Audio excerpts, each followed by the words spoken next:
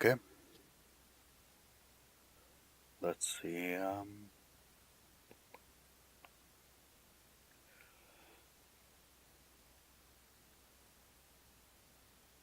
I hope it was actually recording for that.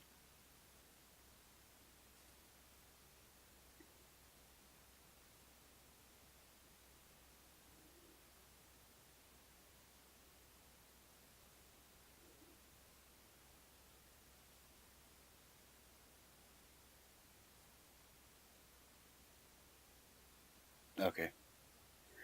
The next one is going to be quite a bit shorter.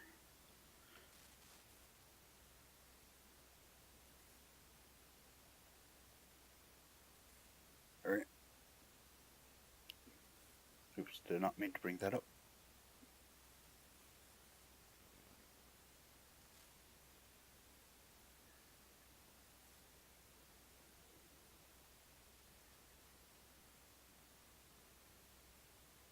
Okay.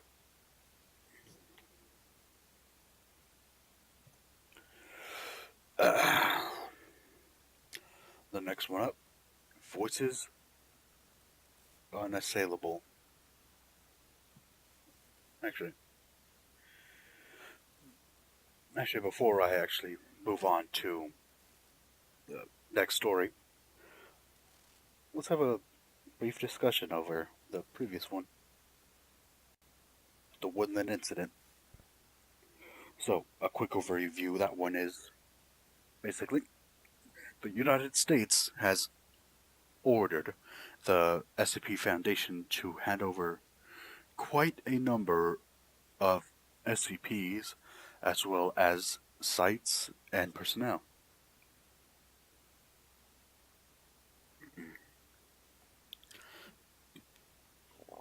And the half of the story is about, the O5 discussing this, or more accurately, shouting at each other and swearing in response to these orders.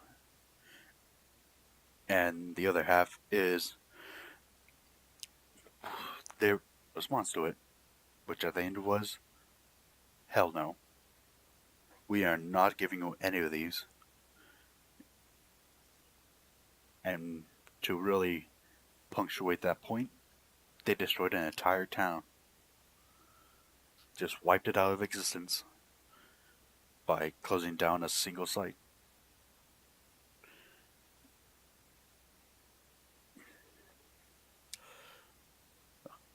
And that atrocity was done to buy 2 weeks to get all their anomalous items and personnel out of America, or at least out of their reach.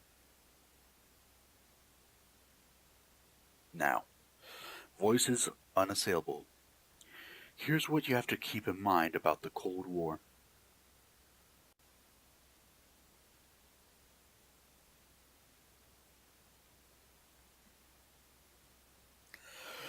August 19th, 1949, the first Soviet atomic bomb test.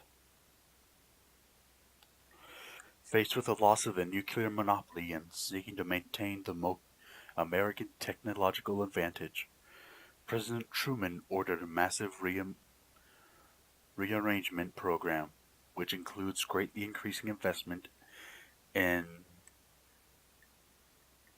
the nascent field of parascientific weapons research.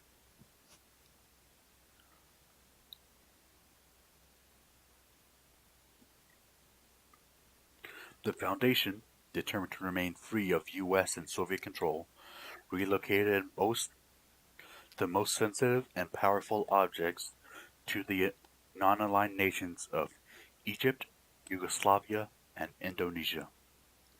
Most of the parascientific material left behind falls into government hands.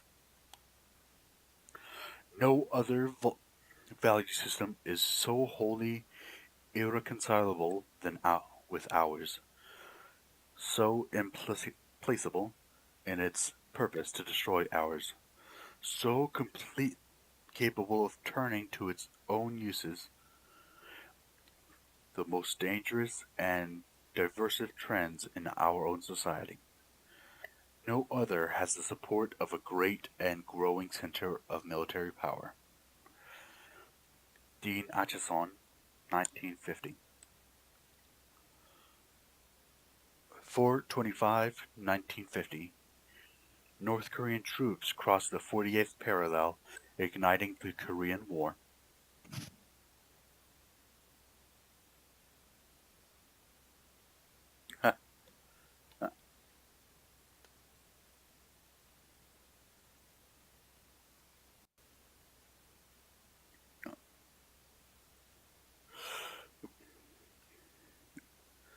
but you can see me now, right?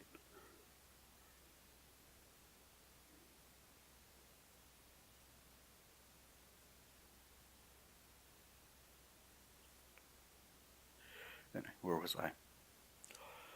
Right. 4/25, 1950. North Korean troops crossed the 48th parallel, igniting the Korean War. The war sees the commitment of the vast majority of America's standing army, as well as the field deployment of Euclid-level assets for the first time in U.S. history. Our military organization today bears little relation to that known by any of my predecessors in peacetime, or indeed by the fighting men of World War II or Korea. Ike Eisenhower, 1961.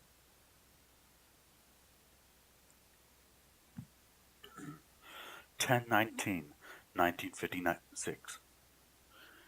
Seeking to end Egyptian President Gamal Nasser's sheltering of the Foundation, the militaries of France, Israel, and England launched joint attacks on the Suez Canal zone.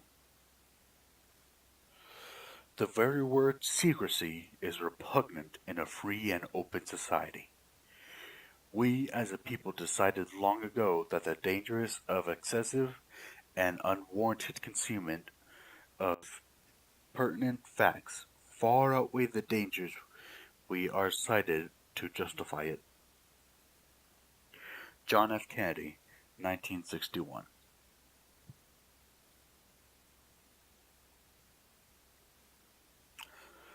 August 1962. Soviet authorities deploy multiple strategic nuclear missiles to Cuba, throwing the United States into panic. I would like to address for a moment the Cuban people directly. These new weapons are not in your interest. They contribute nothing to your peace and well-being. They can only undermine it. JFK, 1962.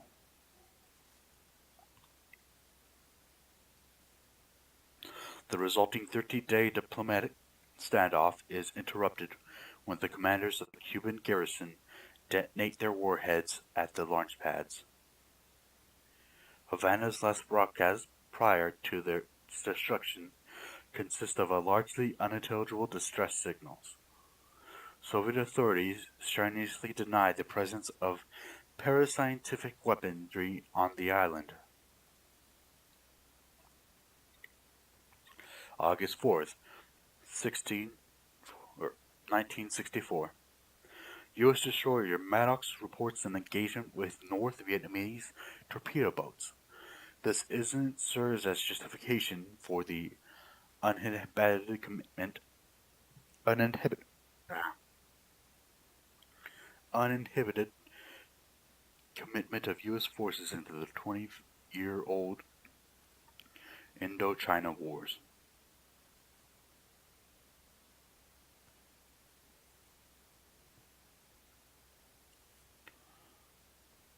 It is my considered conviction, shared through the government, that firmness is in the right. It is my considered conviction, shared throughout the government, that firmness in the right is indispensable today for peace. That firmness will always be measured.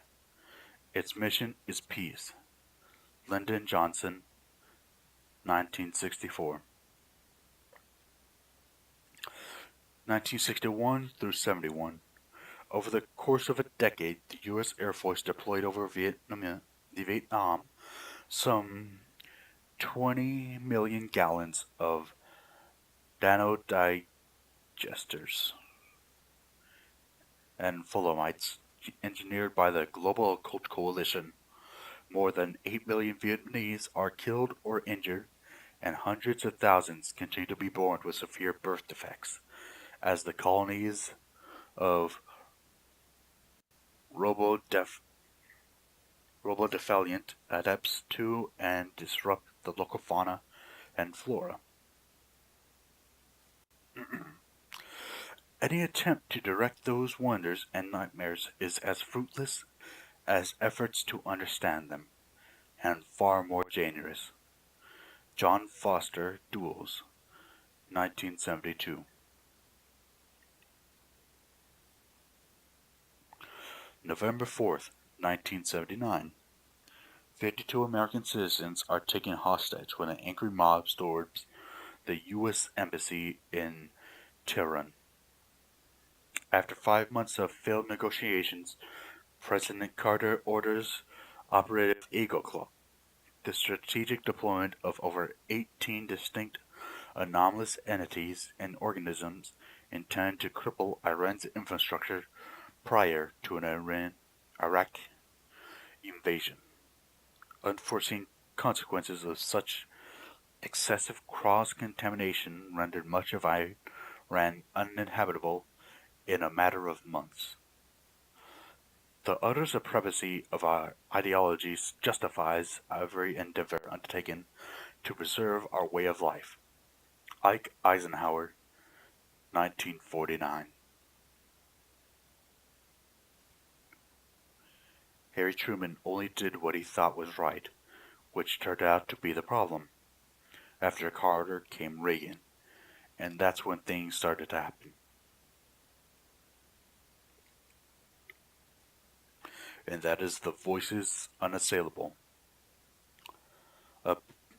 From a brief overview of what happened in this universe during the Cold War.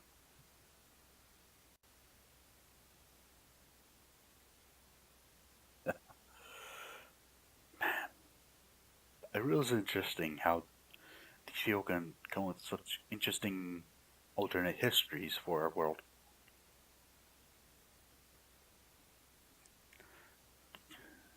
Using SCPs to cripple a country, which led to most of it becoming uninhabitable. Anomalous weaponry given to Cuba, which ended in the destruction of, where was it?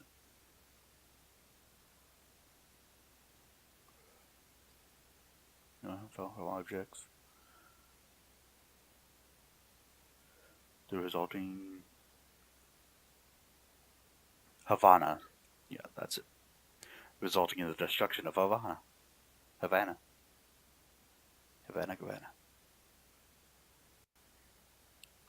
Alright. Gonna quickly, once again, turn it off and turn it back on again.